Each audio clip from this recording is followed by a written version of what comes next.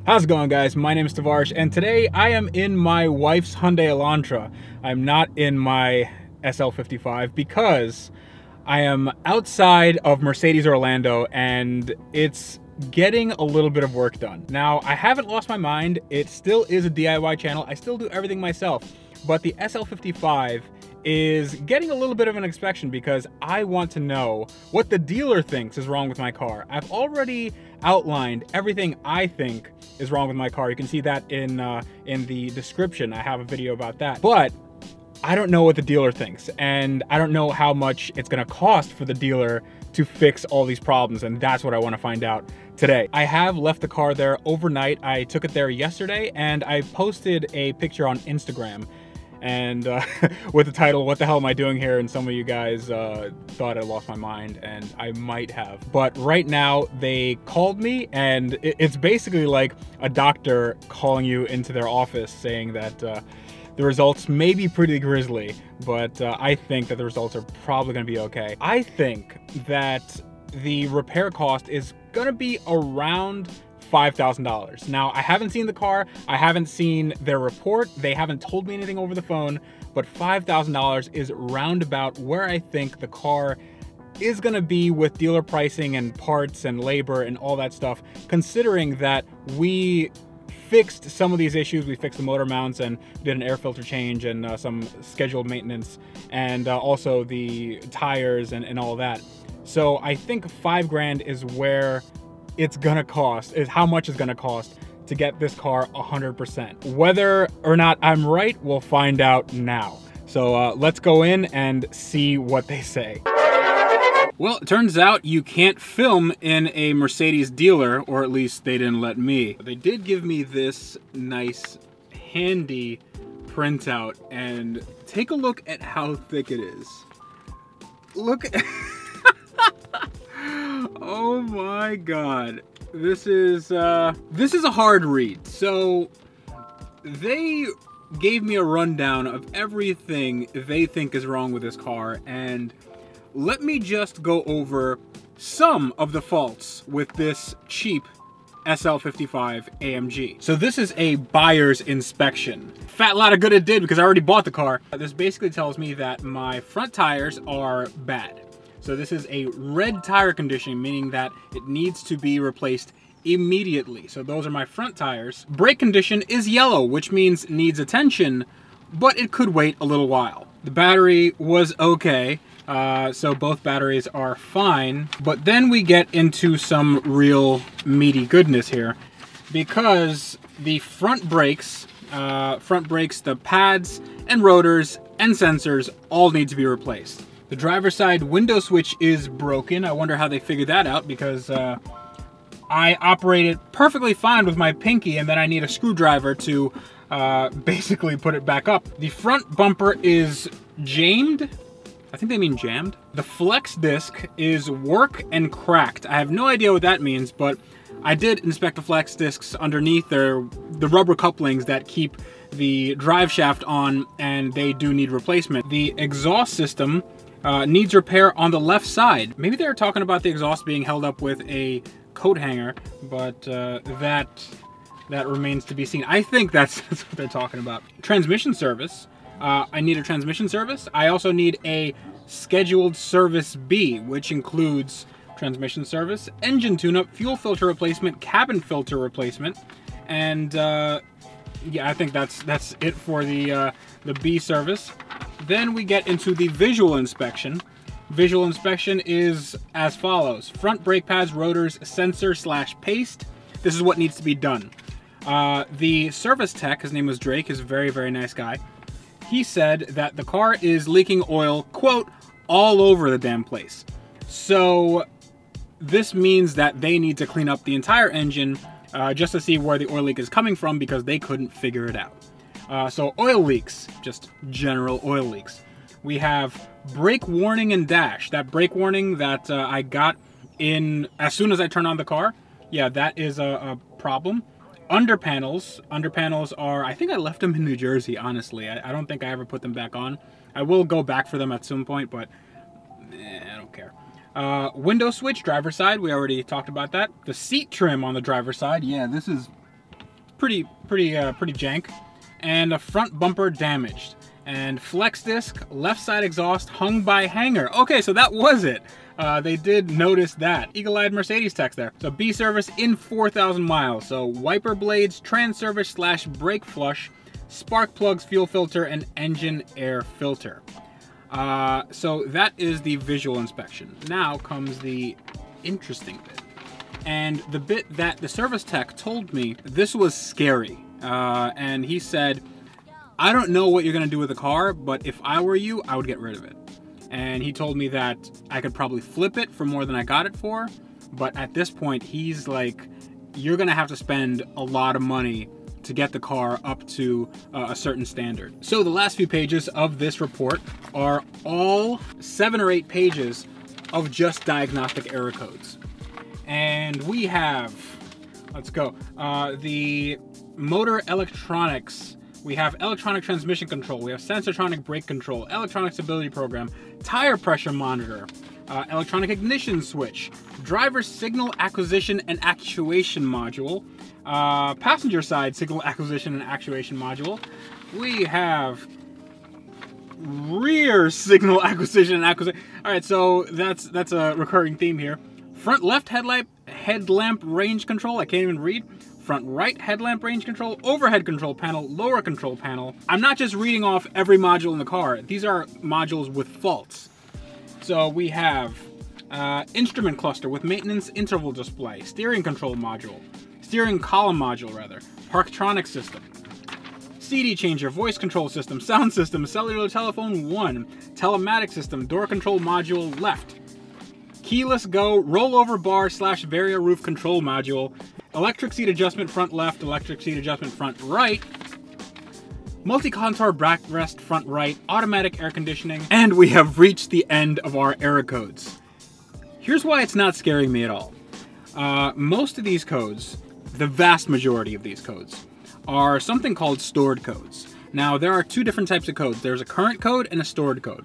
A stored code is basically a code that just gets stored in the computer at any point in time. So this basically gives you an idea of if there was a fault, it happened at some point in the past. A current code is one that keeps coming up. A current code is one that is actually current. And the reason why there's stored in current is just so you'll know that there was a code sometime in the past and maybe it got fixed or maybe it hasn't registered in a while. So that's why that's very useful to know. Every single one I see event stored. Everything here is stored. And this makes sense because when I got the car, I did have it on a battery tender, but this car has 2 batteries, one in the front and one in the back. I didn't know that at the time, so I just put a battery tender on the front and the back was just kind of left to its own devices and it went flat.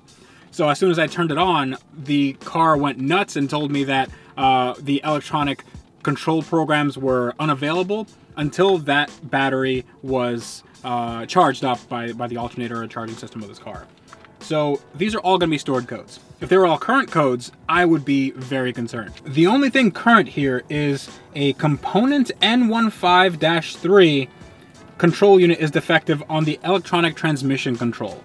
I have no idea what that means, and I'm not really too worried about that. So the service tech at Mercedes told me that this was one of the scary codes. And he had the impression that this car had a rough life and the transmission wasn't taken care of very well. I don't know where we would get that idea.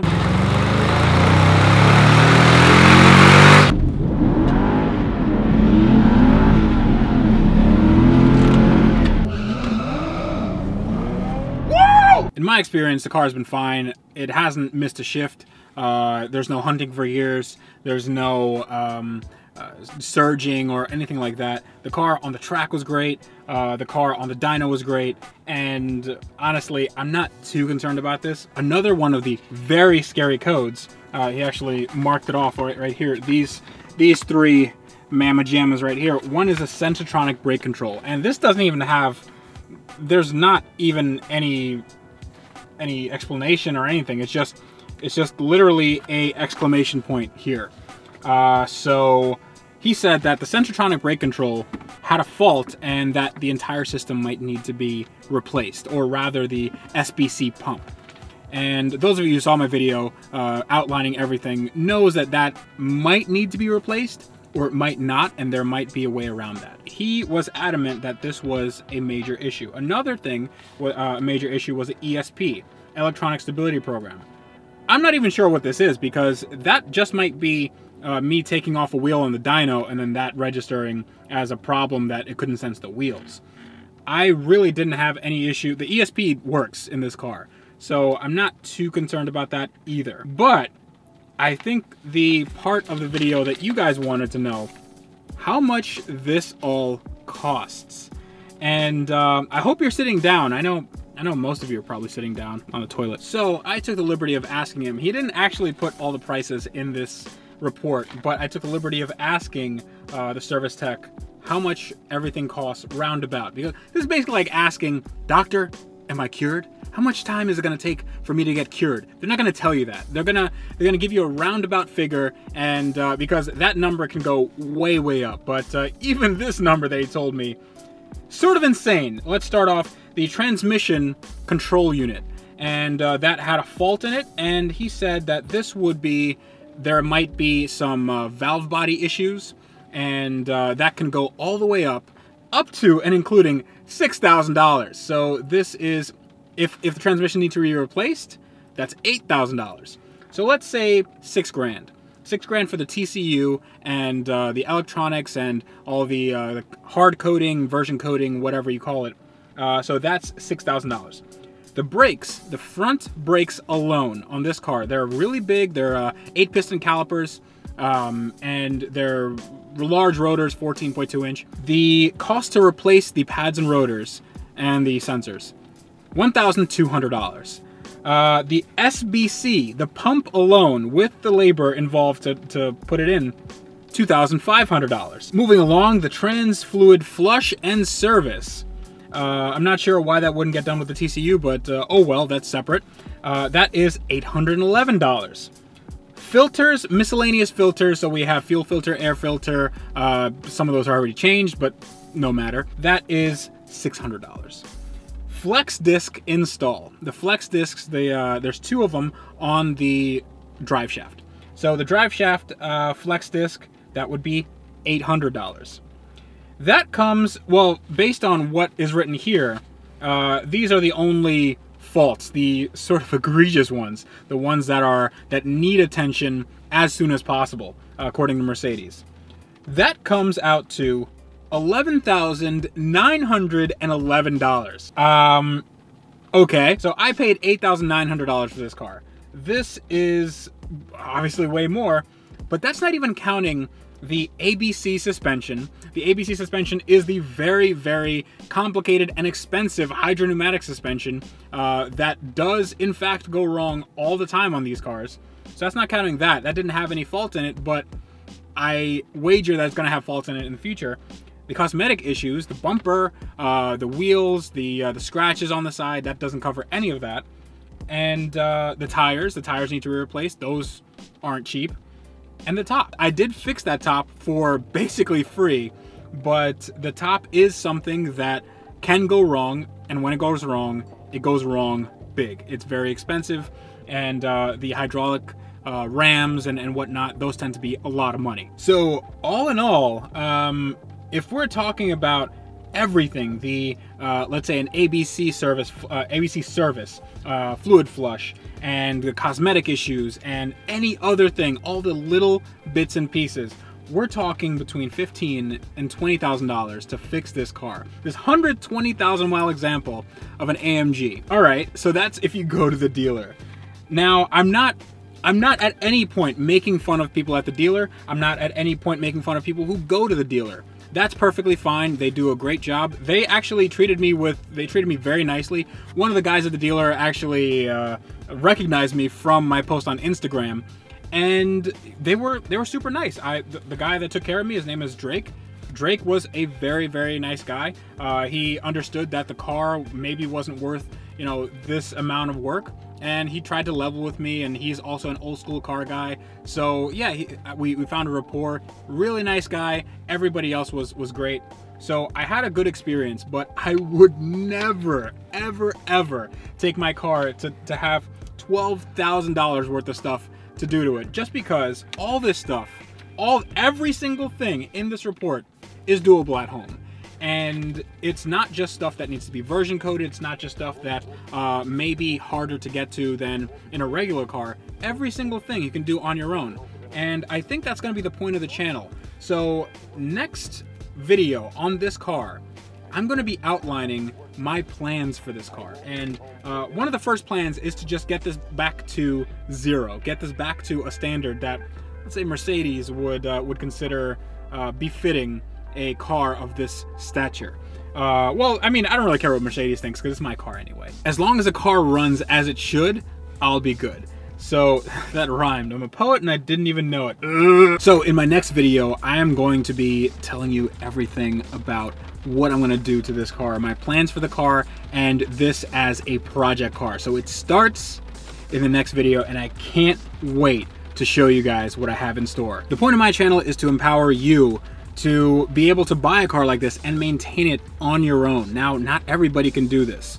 There is going to be a certain learning curve. There is going to be, it is going to be more expensive than what it would cost on a Civic, but it is possible. So with that, I hope you'll join me on my journey with this car. It is actually getting very hot in this car. It is raining outside. That's why I'm not outside and giving you the spiel out there. I want it to be in here where I actually turned the AC off, so I'm not really sure why I'm in here. I guess for continuity's sake. In any case, as always, if you like what I do and you'd like to share my content, please do so.